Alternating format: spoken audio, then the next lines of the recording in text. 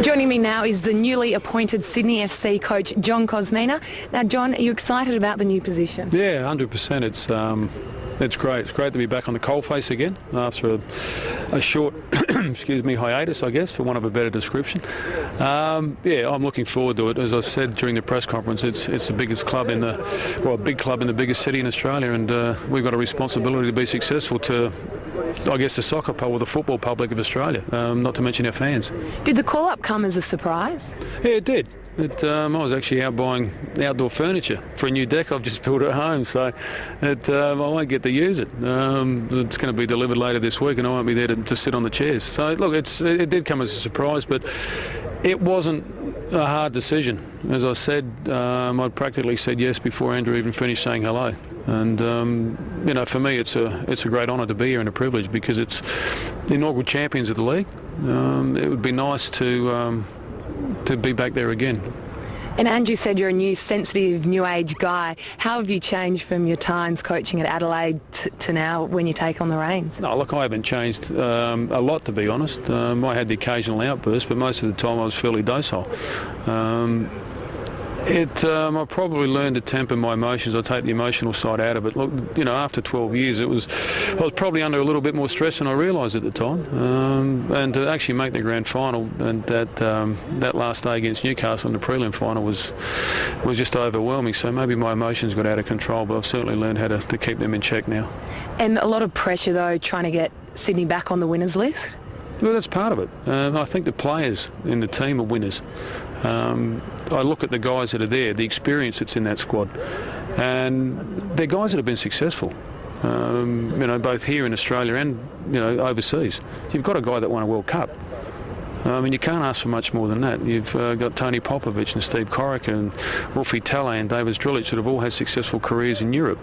You've had Clint Bolton that's won premierships in the old NSL and championships. So it's not like they don't know how to win. They probably just lost their way a little bit for whatever reason. I guess it's part of my job to be able to maybe guide them back onto the right path.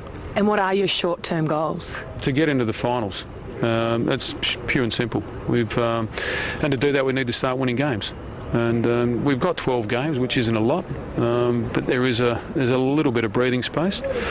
But I think we've just got to find out how to win games again. And does that mean changing the structure of the team? No, players are players. The squad I've got is what's there. I can't change that.